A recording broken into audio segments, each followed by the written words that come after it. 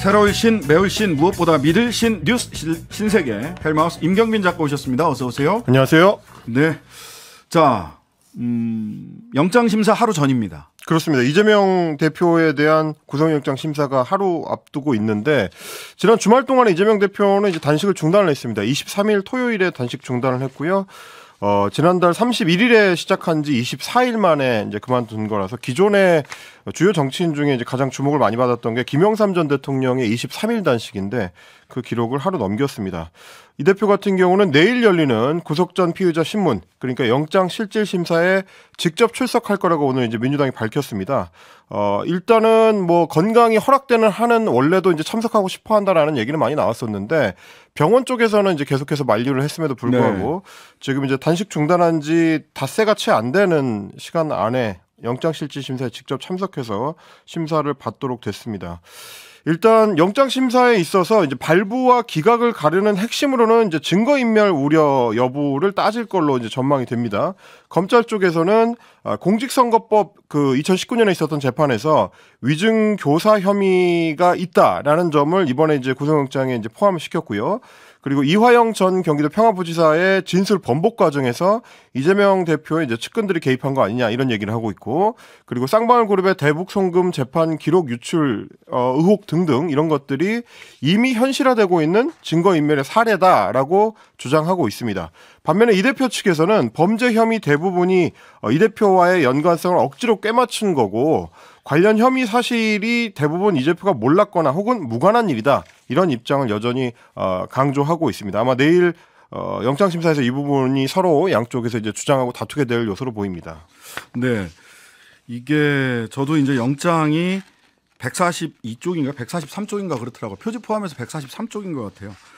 다 봤거든요.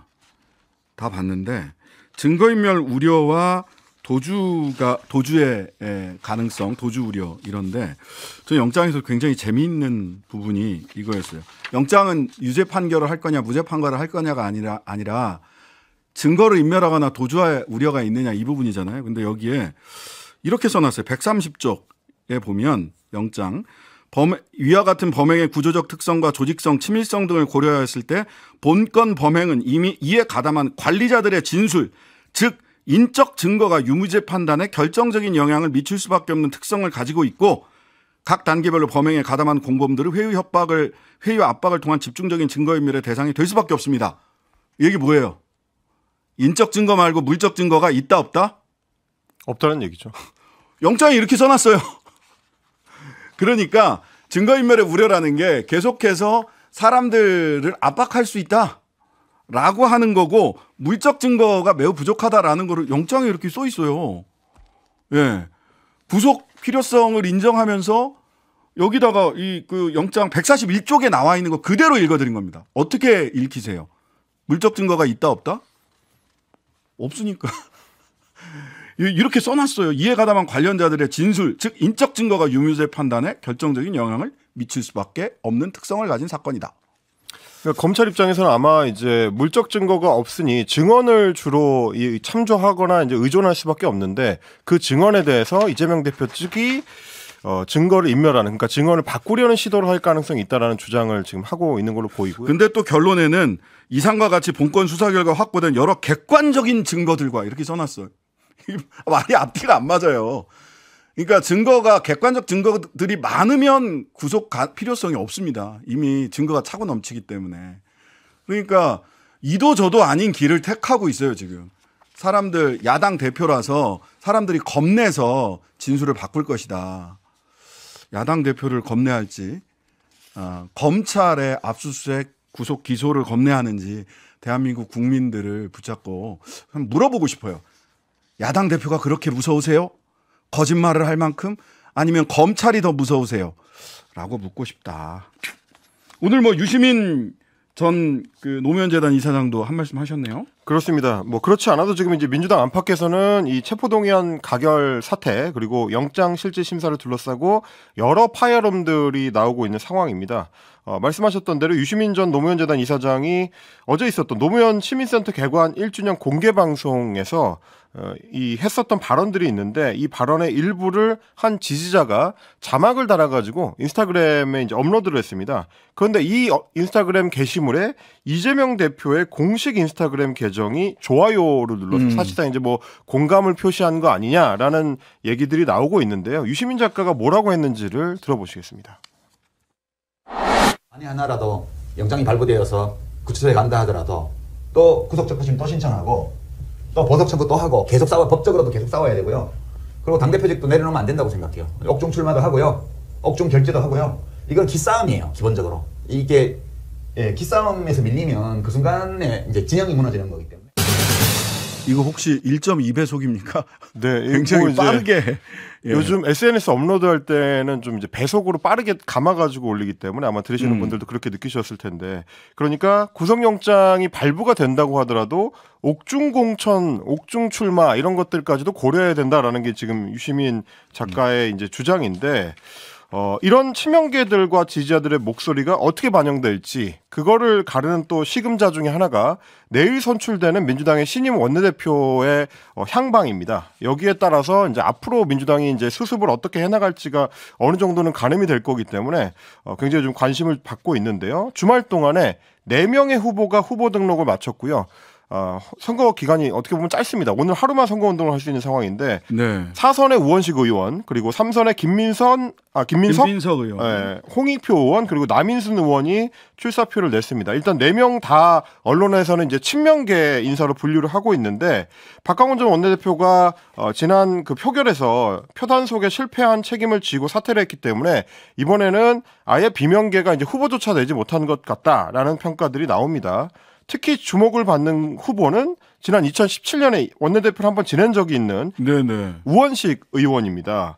그래서 이제 민주당 당내에서는 처음으로 원내대표 재선에 이제 도전하는 상황인데, 그러니까요. 친명 초선 의원들의 상당히 강력한 권유를 받고 출마를 결심했다라고 알려졌습니다. 왜냐하면 이제 후보 마감하기 5분 전에 등록을 했다고 하니까 그만큼 고심이 좀 깊었다라는 얘기가 되는 것 같고요.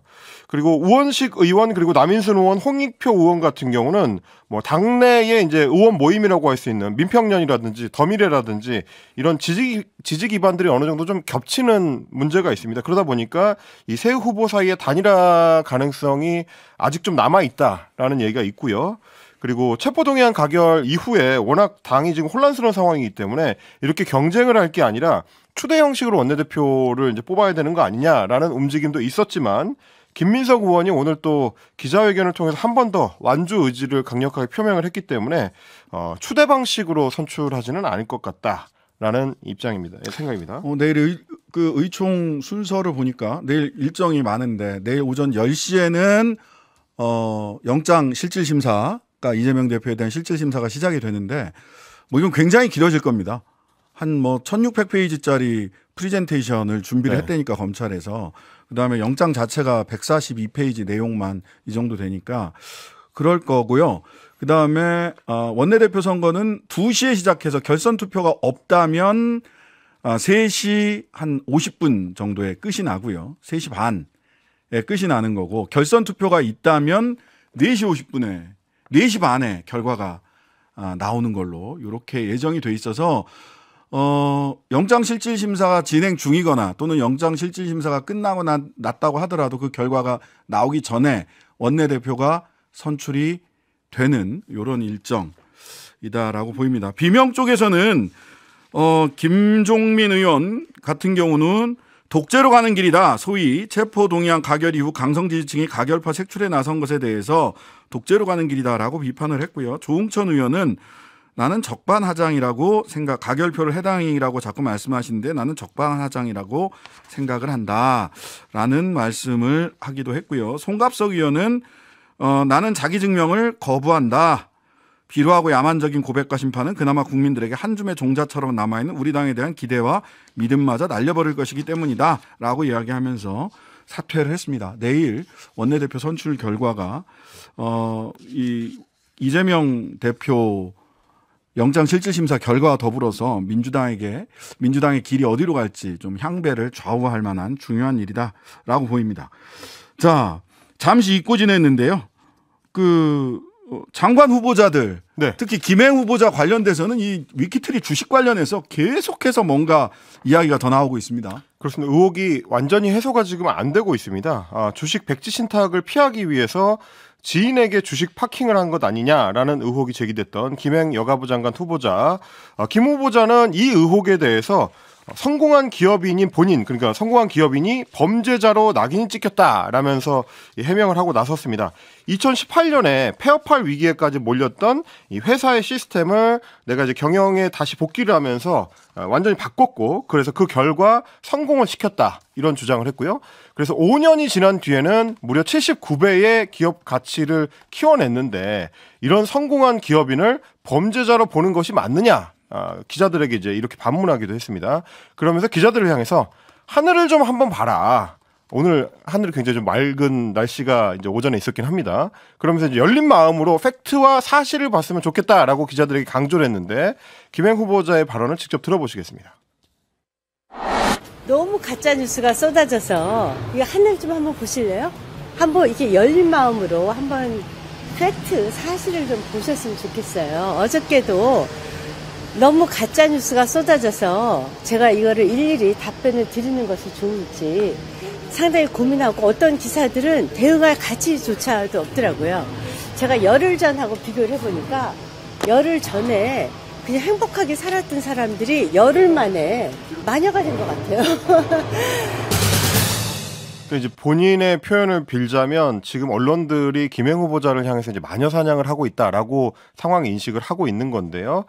그럴 것 같으면 사실은 이제 제기된 의혹들에 대해서 시원한 해명이 이루어지면 문제가 해결이 됩니다. 근데 지금 그게 안 되고 추가 의혹들이 늘어나고 있기 때문에 이제 문제가 커지고 있는 건데, 일단 김 후보자가 소셜뉴스의 가족 보유 주식을 신우이한테 팔았다가 다시 사들인 의혹 이미 이제 제기가 됐었고요. 그리고 배우자의 50년 지기 친구한테도 같은 방식으로 꼼수 매각을 했다가 다시 사들였다라는 의혹이 이미 제기가 된 상태입니다.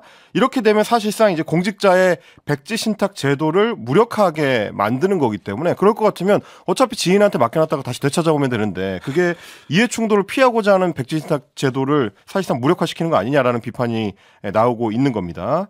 주식 파킹 논란에 대해서 김 후보자는 배우자의 친구도 나하고 동업자였고 백지 신탁 과정에서 위법 사항은 하나도 없었다, 이렇게 주장을 했습니다.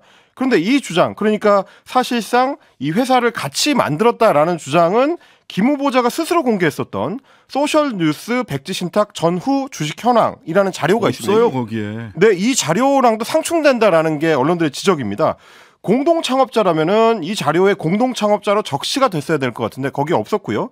그리고 소셜뉴스의 법인 등기부등본을 봐도 뭐 이사 등의 직책으로 등재돼 있지가 않았습니다. 그리고 위키트리에서 근무했었던 직원들한테 한겨레가 취재를 해봤는데 공동 창업자라는 이야기를 처음 듣는다, 얼굴도 전혀 모른다라고 증언을 했습니다. 저는 김행 후보자가 말씀을 조금 아끼시는 게 더 낫겠다 싶어요. 오늘 MBC에서 보도된 김행 후보자 이 인터뷰가 있거든요. 현장에서 인터뷰하는 하늘 한번 봐라라는 그 인터뷰에 보면 위키트리 김행 기자 명의 기사가 성차별적인 기사들이 있다라고 하는 걸 제가 신장식의 오늘에서 지난주에 한번 말씀을 드렸는데, 이 기사에 대해서 뭐라고 얘기를 했냐. 부회장이 기사를 쓰는 회사는 없을 거예요. 저도 기사를 쓴 적이 없습니다. 언론사에서 무슨 부회장이 기사를 쓰겠어요 라고 해서 기사를 전혀 단 한 건도 쓴 적이 없다라고 얘기를 했어요. 이렇게 얘기를 하시면은요, 김행 기자 이름으로 쓴 기사 중에 김행 씨가 직접 쓴 기사가 하나만 나와도 또 거짓말이 돼요. 이런 말은 하는 게 아닙니다. 이게 정무적으로라도. 근데 너무 딱 잡아 떼려다가 보니까 계속해서 아유 저는 김건희 여사 2번밖에 못 만났어요 하고 딱 잡아 떼려다가 이 사진은 뭐야? 이 사진은 뭐야? 이렇게 얘기 나오고, 아유 저는 위키트리가 공동 행사로 주최한 코바나 콘텐츠랑 했을 때 저는 위키트리랑 관계가 없었어요 했더니, 그럼 왜 급여는 왜 받았어? 주식은 왜 파킹했어? 그러니까 너무 딱 잡아 떼려다가 보니까 계속해서 한마디 한마디가 거짓말, 하나만 거짓말이 나와도 전체가 거짓말인 것처럼 인식이 된단 말이죠. 김행 후보자가 하늘을 한번 보는 것도 좋은데 말씀을 이렇게 극단적으로 하지 않으셨으면 좋겠어요. 정말 답답합니다. 누가 옆에서 조언 좀 해줬으면 좋겠어요, 진짜로. 어쨌든 김행 후보자는 그 기사 논란에 대해서 이 당시에 위키트리가 시민 기자 제도를 운영했는데 이걸 나중에 데이터베이스를 좀 폐쇄형으로 바꾸면서 임원진들한테 기사를 임의 배분한 것 중에 하나다. 뭐 이런 식의 이제 해명을 네, 내렸습니다. 저도 기사를 다 검색을 해봤거든요. 양성평등원장 김행 이름으로 썼던 기사들도 있어요. 그 기사들은 어떻게 할 건데요? 그 기사들은 그거는 본인이 썼다라고 얘기를 하는 겁니까? 그럼 이렇게 얘기를 하시면 안 되죠. 양성평등원장 입장에서 작성할 수 있는 기사로 보이는 것들이 있어요. 그것조차도 다른 사람이 써줬다. 이게 바이라인을 그렇게 함부로 갖다 붙여도 됩니까? 기자들한테 여쭤보고 싶네요. 예. 외부 기고글을 실었을 뿐이다. 뭐 이렇게 해명을 하실는지 어쩔는지 잘 모르겠습니다. 근데 이제 오해가 충분히 나게 얘기를 했어요. 무슨 부회장이 기사를 쓰겠어요? 이렇게 얘기를 하시니까 답답한 노릇이고요. 그다음에 백지신탁 얘기도 내가 백지신탁 했으면 그대로 내 차지가 됐을 것이다. 결과적으로 그렇습니다. 근데 왜 본인이 백지신탁을 하면 백지신탁은 본인이 하는 게 아니에요. 증권회사가 하는 겁니다. 신탁회사가. 백지신탁해서 다른 사람이 안 사가잖아요. 그럼 나중에 자기가 공직을 그만뒀을 때 그냥 바로 가져가요. 자기한테 손해가 나지 않아요. 그러니까 이게 안 팔리는 주식이었다. 그러면 나 같으면 백지신탁 하겠어요. 안 팔리니까 다시 그대로 나한테 돌아오거든요. 그런데 그 와중에도 이해상충은 벌어질 수가 없어요.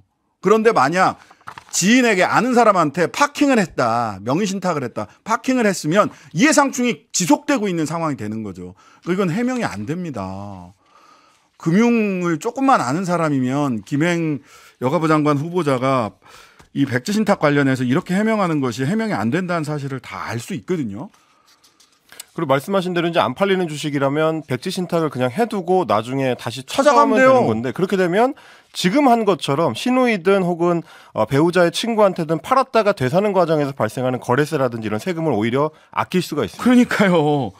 이게 이해상충 행위에 불구하고 이해상충 행위에도 불구하고 가까운 사람들한테 맡긴 것이지 이해상충 행위를 막기 위해서 내지는 백지신탁을 주식이 잘 팔리지 않기 때문에 가까운 사람들한테 맡겼다 이렇게 볼 수 있는지 금융을 조금만 아는 분들은 그렇게 보기 어렵다라는 생각을 하게 됩니다.